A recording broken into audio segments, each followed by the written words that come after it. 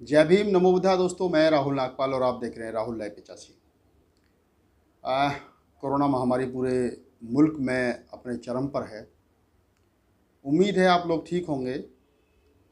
अपना और अपनों का ख्याल रखिए, छोटे बच्चों का ख्याल रखिए, बुज़ुर्गों का ख्याल रखिए, क्योंकि समय बड़ा नाजुक है और देश जो है वो बड़े नाजुक मोड़ से गुजर रहा है।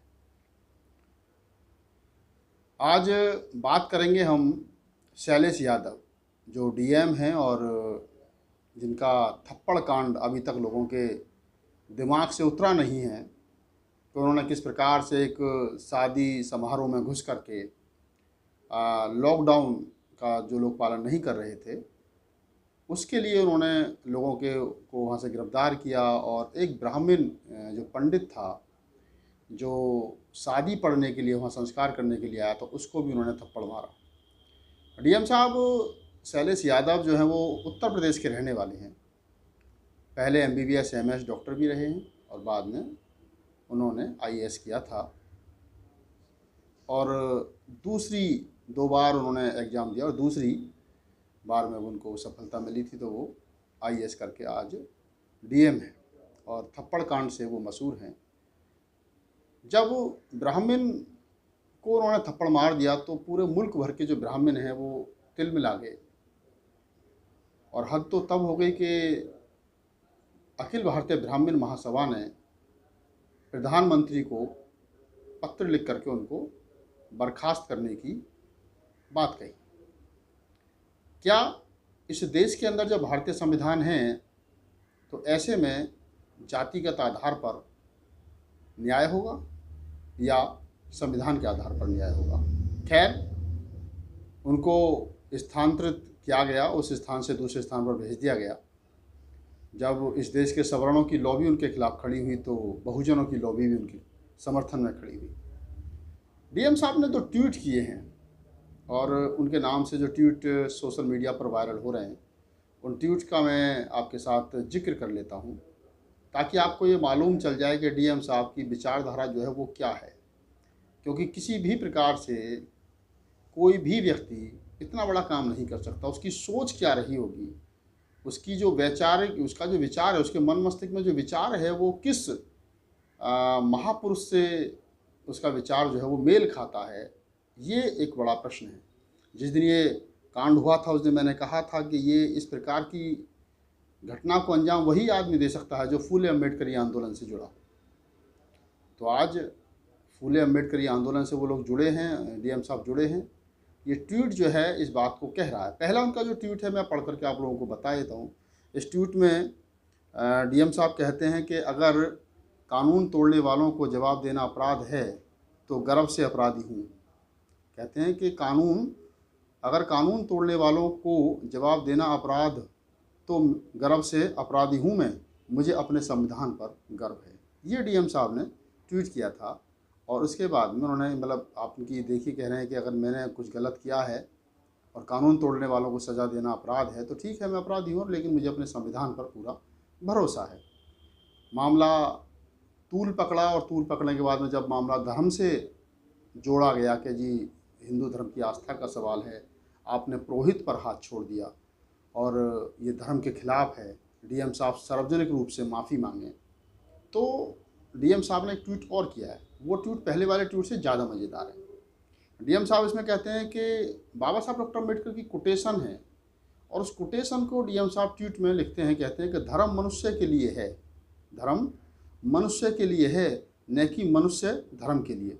डॉक्टर अम्बेडकर को याद करते हुए उनकी कोटेशन को जब डीएम साहब लिखते हैं तो ये बात स्पष्ट हो जाती है कि वो किस विचारधारा से उनकी जो विचारधारा मेल खाती है। उन्होंने बाबा साहब डॉक्टर अम्बेडकर के इस कोटेशन को जिस प्रकार से ट्वीट किया है, ये तमाम इस मुल्क के जो पाखंडी और जो मनुवादी लोग हैं उनको समझ लेना चाहिए कि बाबा साहब डॉक्टर अम्बेडकर को या फूले को, कबीर को, नानक को, रैदास को जो मनुष्य पढ़ लेगा, वो चाहे आम आदमी हो या किसी पद पर किसी ओहदे पर बैठा हुआ कोई गणमान्य व्यक्ति हो, वो आपके से ना तो डरेगा और ना ही आपसे क्या नाम है आपके जो षड्यंत्र है उसमें फंसेगा। वो आपसे लड़ेगा और आपसे जवाब तलब करेगा। तो डीएम साहब ने शायद बाबा साहब को पढ़ा है, फूले कबीर नानक रविदास की विचारधारा को पढ़ा है, ललित सिंह यादव को पढ़ा है, और उस पढ़ने के बाद ही डीएम साहब की ये हिम्मत हुई। और कोई होता तो शायद वो सोचता कि नहीं यार, मैं, ये तो हमारे पुरोहित हैं, ये तो हमारे पंडित जी महाराज हैं, ये तो हमारे, इन्होंने तो हमारे नाम रखे हैं, ये तो हमारे श्रेष्ठ हैं, ये तो वर्ण व्यवस्था में श्रेष्ठ हैं, तो शायद वो पंडित जी पे, पुरोहित पर हाथ नहीं छोड़ता। लेकिन चूंकि डीएम साहब बाबा साहब डॉक्टर अम्बेडकर की विचारधारा से मेल खाती है उनकी विचारधारा, और वो फूले अम्बेडकरी आंदोलन से कहीं ना कहीं प्रभावित हैं, शायद यही कारण है कि उन्होंने इतना बड़ा निर्णय ले लिया और लोगों को जो लॉकडाउन तोड़ रहे थे उनको, उनके ऊपर कानूनी कार्रवाई की। और सबसे बड़ी मजे की बात यह है कि लोग रात को 10 बजे तक, 10 बजे के बाद लॉकडाउन लग जाता है, और 10 बजे के बाद वहाँ सैकड़ों की तादाद में लोग थे, तो उनको, जब देश ज़िंदगी और मौत के दौर से गुजर रहा हो, एक एक आदमी जो है वो कीमती है, और कुछ लोग खिलवाड़ कर रहे हो कानून का, तो मैं तो समझता हूँ कि ऐसे में सख्त कानूनी कार्रवाई होनी भी चाहिए। तो डीएम साहब ने जो किया है उसके लिए हम तो भाई डीएम साहब की तारीफ़ करते हैं। डीएम साहब, आपने दिल जीत लिया, और बहुत अच्छा। और आपके जो 2 ट्वीट हैं, इन्होंने जिस प्रकार से आपने इनमें अपनी बात को रखी है, अपनी बात रखी है, अपने विचार रखे हैं, वो बहुत बहुत आप उसके लिए साधुवाद के पात्र हैं। बिल्कुल डरने की, घबराने की ज़रूरत नहीं है। तमाम इस देश के संविधान को मानने वाले लोग, समतामूलक समाज को मानने वाले लोग, तमाम वो लोग जो इस देश की के संविधान पर विश्वास करते हैं, वो तमाम लोग आपके साथ हैं। ये कुछ एक मुट्ठी भर लोग हो सकते हैं जो आपका विरोध कर रहे हैं, और विरोध ये शायद इसलिए कर रहे हैं क्योंकि इनको अभी भी जो वर्ण व्यवस्था है, ब्राह्मण, क्षत्रिय, वैश्य और शूद्र, उस आधार पर अपने आप को श्रेष्ठ मान करके ये लोग बैठे हैं। जबकि भारतीय संविधान में ना तो कोई ऊंचा है, ना कोई नीचा है, ना कोई भाषा के आधार पर बड़ा है, ना कोई क्षेत्र के आधार पर बड़ा है, ना कोई कर्मकांड के आधार पर बड़ा है, ना कोई नाम के, ना कोई जाति के आधार पर बड़ा है। वहाँ सब लोग समान हैं, और समान इसलिए हैं क्योंकि संविधान जो है वो समानता की बात करता है। संविधान जो है वो इक्वलिटी की बात करता है। वो सबको शिक्षा, सबको दीक्षा, सबको पानी, सबको बराबरी का हक देता है।